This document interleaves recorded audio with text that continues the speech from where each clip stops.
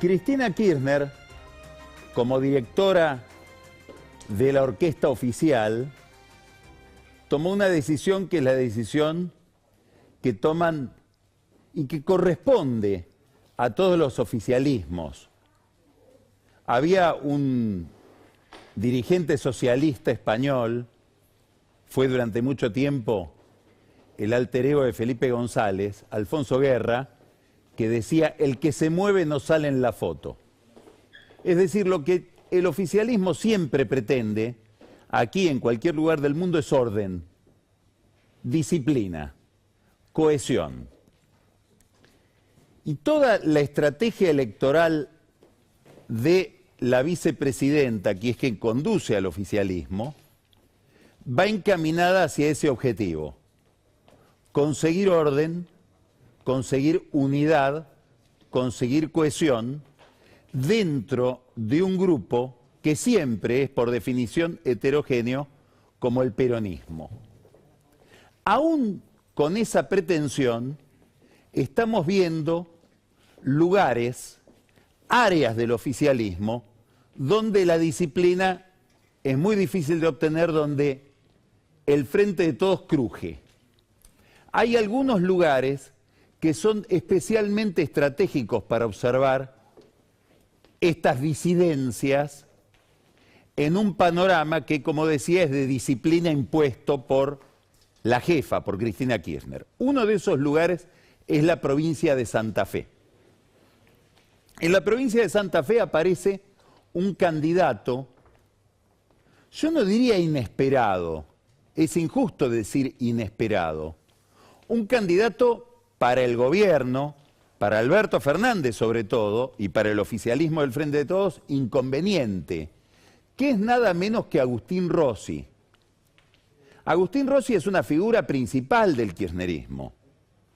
Hay que recordar el rol de Agustín Rossi en el gobierno de Néstor Kirchner y de Cristina Kirchner, como presidente del bloque del oficialismo en batallas cruciales, como por ejemplo la de la 125.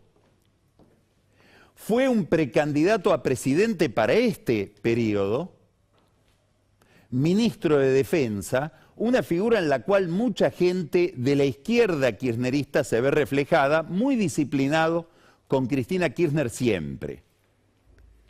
Bueno, Agustín Rossi se postula en Santa Fe como candidato a senador, impulsado, por eso digo que no es un candidato inesperado, por Alberto Fernández y por Santiago Cafiero, que lo hicieron su candidato. Entre otras razones, lo mencionamos el lunes pasado aquí, por la tensión permanente que existe entre Alberto Fernández y el gobernador Omar Perotti.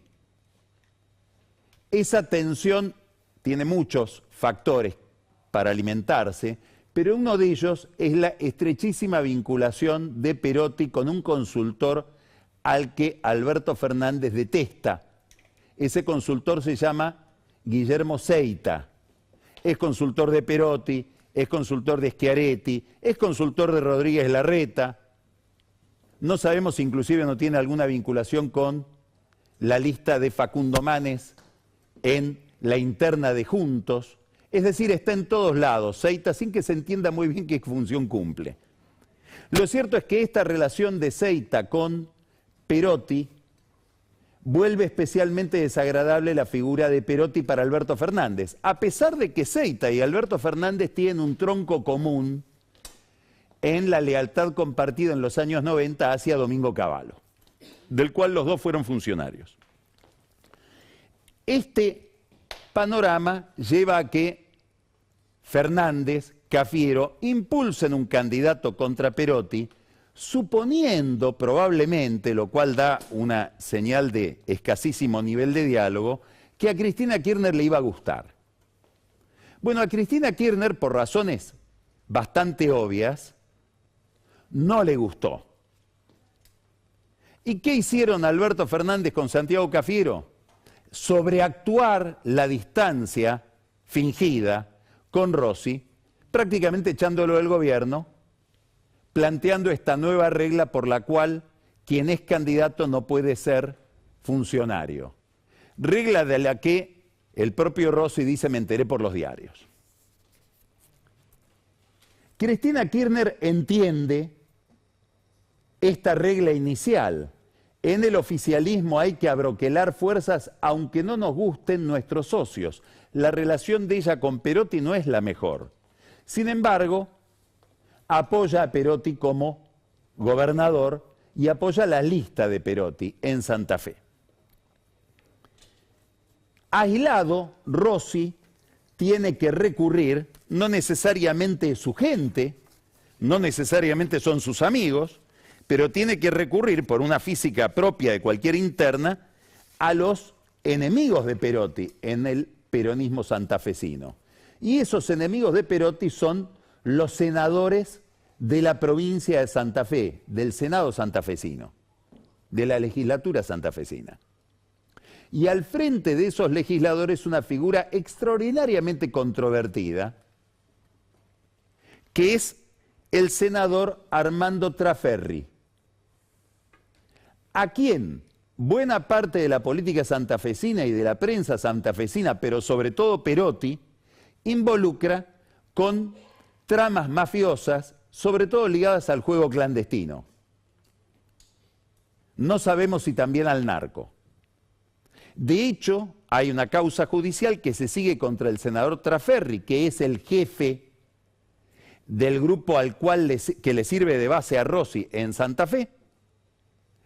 Quiero subrayar, no necesariamente Rossi es parte de esto, pero Traferri, el jefe de esa organización, va a tener que presentarse en la justicia el 23 de este mes, en plena campaña electoral, para algo que en el Código de Procedimientos Penales de la provincia de Santa Fe es el equivalente a una declaración indagatoria. Es decir, lo vamos a tener en el banquillo a uno de los líderes que apoya a Rossi en Santa Fe en plena campaña electoral el 23. ¿Qué es lo curioso de todo esto? Que esta situación compleja que va a vivir el oficialismo en Santa Fe alrededor de la candidatura de Rossi se le avisó a Cristina Kirchner a través de Oscar Parrilli. Es decir, hubo gente de Santa Fe que vino a decirle a Parrilli: cuidado con los aliados que ustedes busquen en Santa Fe, porque puede ser esto escandaloso por las causas judiciales que se están llevando adelante. Esto es lo que hizo que Cristina Kirchner alertara a tal vez la persona más cercana que tiene en la política santafesina, que es una senadora actual, María de los Ángeles Sagnún, a la que ubicó junto a Perotti. María de los Ángeles Sagnún, que es la candidata de Cristina, va a ir como segunda de la fórmula o de la candidatura a senador de Marcelo Lewandowski. Y Perotti, para que se note que esos son sus candidatos, se puso como candidato suplente. Después con Daniel Vilota vamos a hablar de otros casos de suplencias raras que hay hoy en las candidaturas, en la oferta electoral de este año. Todo esto se produce, ¿por qué es importante? Bueno, es importante porque estamos hablando de una fisura importante en el gobierno nacional. Porque más allá de los esfuerzos que haga por despegar de Rossi, el destino de Alberto Fernández y de Santiago Cafiero, para los que entienden, está ligado al resultado que obtenga Rossi en las primarias. Hay una segunda razón por la que esto es relevante, que es que la oposición, Juntos por el Cambio, la coalición cívica, el radicalismo, el socialismo, tiene una gran dispersión en Santa Fe. Está extraordinariamente fragmentada y habrá que ver si las primarias sirven para sintetizar ese nivel de fragmentación. Sin embargo, hay tres razones mucho más importantes que esta para prestar atención a lo que pasa en Santa Fe. La primera, estamos hablando de la provincia probablemente más tocada por el narco, donde el narco, tal vez estamos hablando de Santa Fe, y está parecido Entre Ríos, más apenetrado en la política. Por eso estos escándalos. Es decir, lo que pasa en la política santafesina, si uno fuera responsable, debería tener una dimensión nacional por este problema. Hay una segunda razón. Santa Fe es una base principal del negocio agropecuario, que es el negocio argentino. Es decir, es como si estuviéramos en Kuwait o en Arabia Saudita y fuera el área donde más se concentra el petróleo. Entonces, lo que pasa en Santa Fe es especialmente importante por eso, sobre todo en un gobierno que tiene un conflicto con ese sector. Conflicto que se agudizó con Vicentín y que terminó reforzándose, tuvo que hacer malabares Perotti para zafar de estas iniciativas con la ley de biocombustibles que favorece a la industria petrolera en detrimento de la industria del biodiesel. Todo esto aparece señalado en una nota que leí este fin de semana de un autor inesperado, se llama Julio De Vido, pero no es el Julio De Vido que usted conoce, es el hijo de Julio De Vido, que escribe en un blog, Identidad Colectiva, un panorama visto desde la óptica de alguien que conoce muy bien el oficialismo de cómo han sido el cierre de listas. Señala algo interesante el joven De Vido. No hay en la Argentina de hoy un debate sobre lo agropecuario. En esta elección ese debate está ausente. Bueno, Santa Fe toca con este problema. Hay una tercera razón. Vamos a hablar después, y tengo mucho interés en esa conversación, con Ricardo López Murphy. Con Rossi queda vacante el Ministerio de Defensa. Y habitualmente se mira el Ministerio de Defensa como el lugar donde se produce la ósmosis entre la política y los militares, entre los dirigentes políticos y las Fuerzas Armadas. Obviamente es eso el Ministerio de Defensa, pero es algo más. Es probablemente el lugar más sensible de conexión y de alineamiento internacional del país hoy, sobre todo de un país que se ha vuelto irrelevante en otras dimensiones. Entonces, ¿quién vaya al Ministerio de Defensa en un momento donde crece la tensión internacional con China, pero sobre todo en un momento donde el gobierno, por la vía de las vacunas o por la vía que fuera, tiene una relación de privilegio con Rusia? Es importantísimo, sobre todo en materia de provisión para la defensa. Fíjese, esta semana va a haber una visita importante a la Argentina. Viene Jake Sullivan, es el encargado de Seguridad Nacional de los Estados Unidos. Una especie de mega ministro del Interior y de Relaciones Exteriores mezclado de la Casa Blanca, el rol que ejercía Kissinger. ¿Con quién viene? Viene con un funcionario, antiguo funcionario de Microsoft, que se llama Amit Mittal. ¿Quién es Amit Mittal? El encargado de ciberseguridad de los Estados Unidos. En un momento en que Joe Biden, el presidente de los Estados Unidos, acaba de decir, insinuando que el responsable de los ataques cibernéticos que se registran en su país es Vladimir Putin, esto puede terminar en una guerra en serio, dijo Biden, en una guerra con balas. Bueno, el encargado de prever esa guerra va a estar en Buenos Aires con Sullivan, con el responsable de Seguridad Nacional de los Estados Unidos, esta semana. ¿De qué van a querer hablar? De tecnología y de defensa. Probablemente los recibe un gobierno con el Ministerio de Defensa vacante. Entonces, un lugar del tablero que hay que mirar es Santa Fe. El otro es Santa Cruz. En Santa Cruz tampoco Cristina Kirchner logró, o tal vez no quiso, como vamos a ver ahora, la unidad del oficialismo. Nada menos que hoy la sede central del kirchnerismo, como todos sabemos, es el conurbano bonaerense. Pero Santa Cruz es la casa matriz. Ellos vienen de allá. Bueno, allá hay una fractura. Es una fractura entre el kirchnerismo que lidera Alicia Kirchner, es decir, Cristina Kirchner, Máximo Kirchner, y nada menos que una figura principal de la vida santacruceña. Un señor que se llama Claudio Vidal. Es el líder del sindicato de petroleros privados.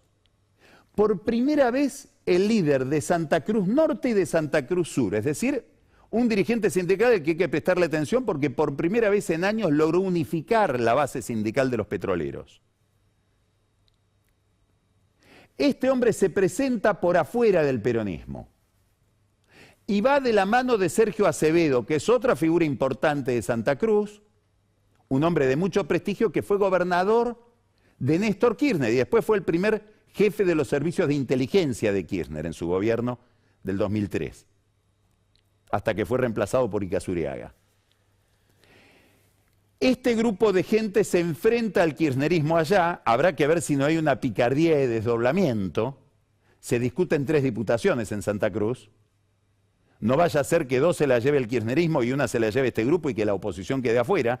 Hay que ver qué nivel de competitividad tiene hoy Juntos por el Cambio en Santa Cruz, es una pregunta muy importante. ¿Por qué? Y porque el gobierno está buscando poroto por poroto, punto por punto, llegar al quórum propio en la Cámara de Diputados, entre otras cosas para reformar nada menos que el sistema de fiscales. Entonces, muy importante lo que está pasando en Santa Cruz, no solamente porque le puede dar una buena novedad a Cristina Kirchner y al gobierno, también porque estamos hablando de una fractura en el kirchnerismo que se proyecta sobre el 2023. Y esta proyección tiene que ver con una actividad económica también. Así como en Santa Fe hablamos del sector agropecuario, en Santa Cruz hablamos de petróleo. El candidato del kirchnerismo para la gobernación del 2023, en la cual Alicia Kirchner no tiene reelección, se llama Pablo González, es nada menos que el presidente de YPF.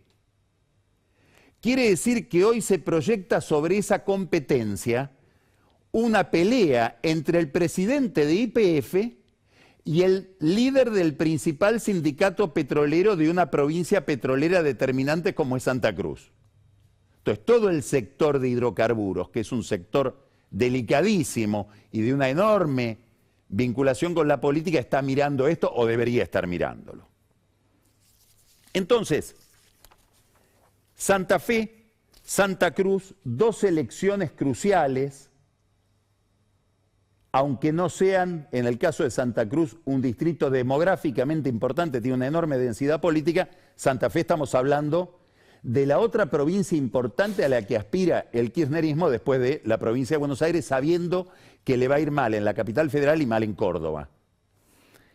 Todo esto en un contexto económico, otro tema del que es inevitable que hablemos con Ricardo López Murphy, muy complicado por muchas razones, pero en el centro de todas esas razones, un problema antiguo de la Argentina, que es la inflación. Venimos insistiendo en esto, otra inflación, porque una inflación de 9 meses de más de 3 puntos es otro animal. Muy difícil de revertir esa inercia.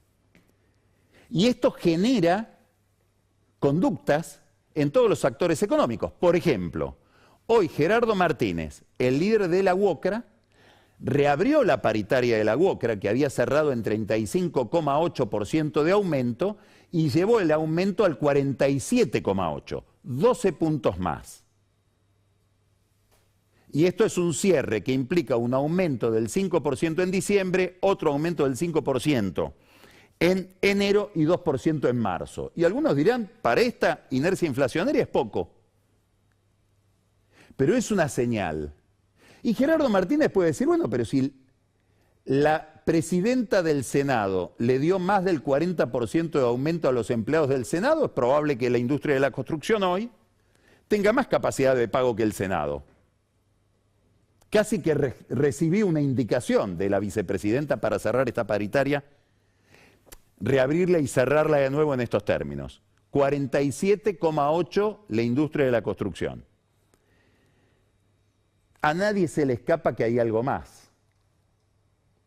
Si uno mira las listas, cómo fueron configuradas en el peronismo en esta oportunidad, el sindicalismo tradicional es el gran ausente. A pesar de la enorme disciplina que está teniendo con este oficialismo, con este gobierno, en un momento de tanta inflación. También ahí hubo señales de Cristina. Sergio Palazzo bancarios, muy kirchnerista, muy ligado al Instituto Patria, también a Leopoldo Moró, por la militancia radical de ambos, y Hugo Yasky, es decir, la CTA kirchnerista. Estos son los modelos. Así como hay una tensión con el sindicalismo tradicional que expresa Daer y que está en una interna por el control de la CGT, no me cabe duda de que también Gerardo Martínez está mandando una señal hacia esa interna. Hay una tensión con los movimientos sociales, que se manifiesta en otro cambio que hubo en estos días, muy importante, pero importantísimo, que es el aterrizaje de Juan Zabaleta, intendente de Harlingen, en el Ministerio de Acción Social, de donde fue sacado Daniel Arroyo para ocupar el lugar número 12 en la lista de diputados. Bueno, Zabaleta resuelve una interna con la Cámpora en Harlingen y termina yendo al Ministerio de Acción Social, donde lo reciben con mucho malestar los movimientos sociales, porque desde la crisis del 2001 hay una tensión entre los aparatos clientelares de los intendentes del conurbano con ese nuevo actor que son los movimientos sociales, Barrios de Pie, Evita, etc.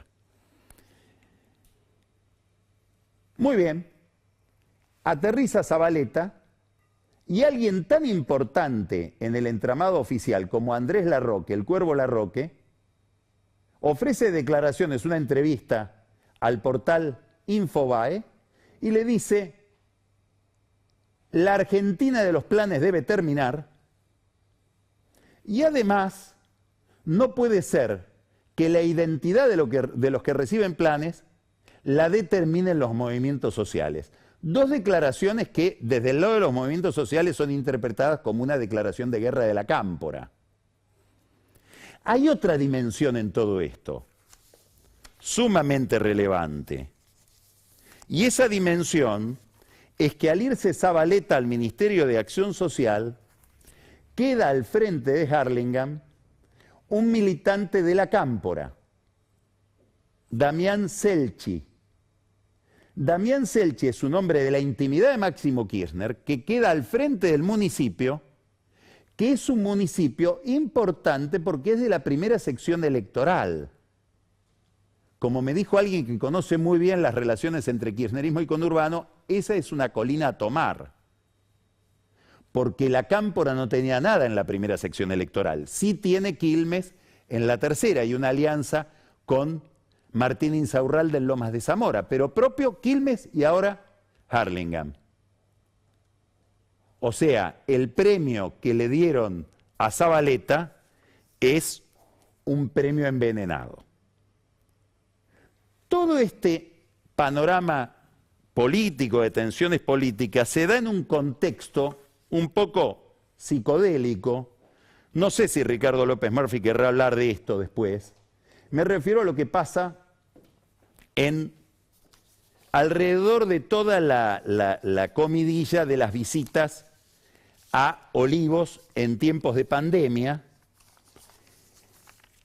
El tema, como usted sabe, tomó trascendencia acá en Odisea porque hicimos una parodia de clases de danza que se darían en Olivos con información que trajo Carola para el Momento Whisky. Esa información había sido publicada, eran listas de visitas en una cuenta de Twitter, la de Gonciber. Sobre la base de la información que dimos en Odisea, el sitio El Disenso investiga quién es Sofía Paqui y descubre que es una visitante de Olivos. Después el gobierno explica, es una colaboradora de la primera dama, Fabiola Yáñez, que fue tomada como empleada en la planta permanente de la Secretaría General de la Presidencia. Esto es lo que vuelve un hecho social, que son las visitas de Sofía Paqui a Olivos. Visita a Olivos porque es una vieja amiga de la primera dama y aparentemente tienen tertulias a la noche. Hay un escándalo alrededor de cómo se festejó el cumpleaños de Alberto Fernández en un momento en que a todo el mundo se le pedía disciplina. Él le pedía disciplina por la pandemia, todavía no existían las vacunas en ese momento. Pero lo importante es que esto se vincula con el Estado por esta contratación. Y porque aparece algo más. Aparecen los negocios de una empresa Apache Solutions del novio de la modelo Sofía Paqui, Chien Chiao-hong, un ciudadano de ascendencia taiwanesa, que consigue, no sabemos si por esta vinculación con una amiga de la primera dama, contratos en el Consejo de la Magistratura, en el Palacio de Tribunales de la Ciudad de Buenos Aires, en el Palacio de Justicia de La Plata. Todo más bien ligado a justicia. Él ofrece servicios de tecnología y cámaras de seguridad. Sigue estando este taiwanés con Sofía Paqui, nadie sabe muy bien si esa relación se mantiene, si se mantiene la incipiente amistad que trabó con Alberto Fernández, pero los que conocen la vida de Olivos dicen dos cosas. Primero, la primera dama contrató mucha gente amiga que forma parte de su staff. Segundo, a través de Sofía Paqui hay que ver a otro señor, empresario, probablemente más importante que el taiwanés. Se llama Fernando Pei, W-H-P-E-I. Son dos hermanos, Guillermo, que tiene fundaciones, una de ellas muy importante de lucha contra la trata de personas, y Fernando, que tiene un bajísimo perfil, pero tiene algunas vinculaciones con el mundo sindical a través de Daniel Germanos, el abogado de Hugo Moyano y su familia. Bueno, los que conocen Olivos, si quieren ver si hay algún tipo de negocios por este tipo de conexión social que se desarrolla sobre todo durante las noches, dicen hay que prestarle atención a Fernando Pei, que fue en su momento dueño de Guerrero de Rivadavia, relación que quedó bastante mal después en materia de societaria y también en relación con los trabajadores. Es, si uno quiere, un tema menor al lado de otros temas. Y uno de esos otros temas, nosotros estamos siguiendo con mucho interés cómo se va como constituyendo un nuevo establishment en la Argentina a partir de negocios concesionados por el Estado, fortunas raras, mucha vinculación con la política. Son los negocios que da este capitalismo reformado por Alberto Fernández. Él nos dice que quiere reformar siempre el capitalismo. Bueno, va dando este tipo de perfil. Y hablamos de una operación de primera magnitud, porque es una operación de escala regional. La compra de DirecTV por parte de la familia Wertheim, o de una parte de la familia Wertheim, a AT&T, que es el gigante más importante del mundo en materia de telecomunicaciones. Los Wertheim le compran a DirecTV, a AT&T, a escala latinoamericana, salvo México y creo que Colombia. Dijimos acá que había una figura ligada a esta operación, Eduardo Stigol, que es un operador de cable, el principal operador de cable de Venezuela, ligado al chavismo, que tendría relación con este negocio montado por los Wertheim. Adrián Wertheim mandó un mensaje diciendo esto no es así, somos solo nosotros, el señor Eduardo Stigol no tiene nada que ver con esto. Pero el señor Eduardo Stigol afirma, y voy a leer textualmente lo que él dice: estoy hace 1 año y medio trabajando en esto, es decir, en la compra de DirecTV, con distintos fondos de inversión y demás. Finalmente los fondos no quisieron entrar y contacté, Stigol, a los Wertheim. Y lo hicieron ellos con ayuda nuestra. Pero no es un negocio mío, ni mucho menos. No voy a ser el CEO de la empresa. Sí voy a estar ayudando y trabajando seguramente en el desarrollo de la compañía. Esto dice Stigol, un argentino que, como decimos, es un gran operador de cable en Venezuela, sobre su relación con los Wertheim, que los Wertheim o niegan o no habría que suponer que ignoran. Es importante que quede claro todo esto, porque después empiezan los problemas societarios. ¿Por qué es interesante lo de Stiegl? Stiegl tiene una empresa de cable, la más importante de Venezuela, que se llama Inter. A través de Inter y en asociación con el Estado venezolano, armó una empresa naviera que tenía un barco, un catamarán importante, Discover. Chávez dijo que en la ruta turística entre La Guaira, el puerto de La Guaira e Isla Margarita, el Discovery iba a ser un milagro del socialismo del siglo XXI. En sociedad, el Estado venezolano de Chávez con Stiegl en el desarrollo de ese emprendimiento turístico, naviero. El problema fue que en 2012 el Discovery fue capturado en Curazao por contrabando de combustible. Y muchos sospechan que ese contrabando de combustible se realizaba en connivencia con militares del régimen. Lo más gracioso es que capturado y todo en Curazao, los que traficaban el combustible se llevaron el combustible con camiones y lograron venderlo. Es decir, cuando quisieron buscar el combustible ya no estaba. Es una de las facetas del personaje Stiegl, que es el que estaría armando el negocio de DirecTV, que quiero aclarar, es un negocio que requiere ahora la aprobación de 11 países en América Latina.